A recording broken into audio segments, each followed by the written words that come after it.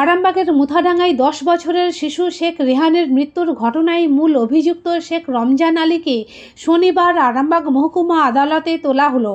যদিও সাংবাদিকদের বিভিন্ন প্রশ্নের উত্তরে সে এদিন কোনো মন্তব্য করেনি। উল্লেখ্য, বৃহস্পতিবার সন্ধ্যায় ছোট্ট রেহান হঠাৎ নিখোঁজ হয়ে যায়। শুক্রবার সকালে শেখ রমজান আলীর ভাড়া বাড়ি থেকে তার দেহ উদ্ধার হয়। তারপর হঠাৎই সে গা ঢাকা দেয়, কিন্তু আরামবাগ থানার পুলিশ তৎপরতার সঙ্গে দুপুরে হাওড়া স্টেশন থেকে তাকে গ্রেপ্তার করে। রেহানের পরিবার এবং প্রতিবেশীদের দাবি, ওই ভাড়াটিয়া রমজান আলী রেহানকে খুন করেছে।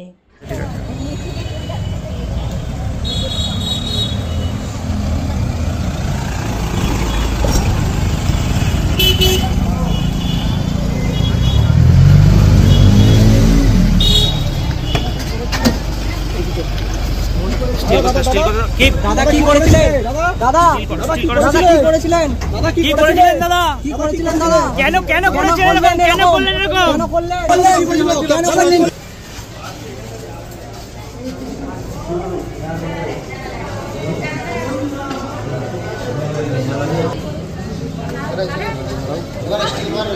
কি বলবেন?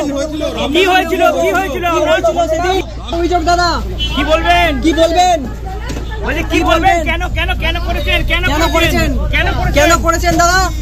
কেন করেছেন? কি করেছিল শিশু?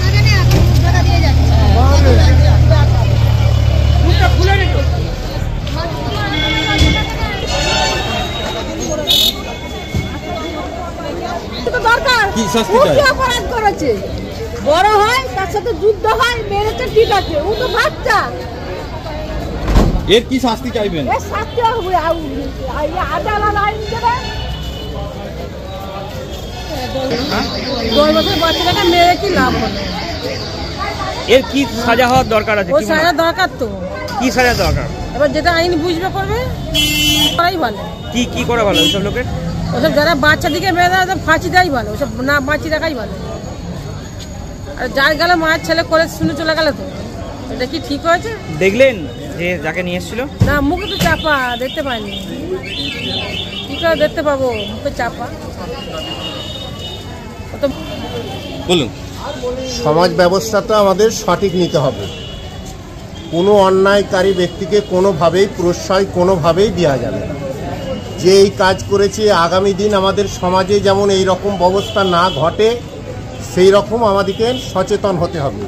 যে অন্যায় করেছে যাবজ্জীবন জেল হোক, তাকে কোনোভাবেই প্রশ্রয় দেওয়া ঠিক নয়। যে এই অন্যায়কে প্রশ্রয় দিবে, আমরা যদি প্রশ্রয় দিই, উপরওয়ালা কোনোদিন ছাড়বে না। হ্যাঁ, উপরওয়ালা একজন আছে, তিনি সূক্ষ্ম বিচারক, তিনি সূক্ষ্মদর্শী, ন্যায় বিচারক। আমাদেরকেও সেইভাবে ন্যায্য বিচার করতে হবে।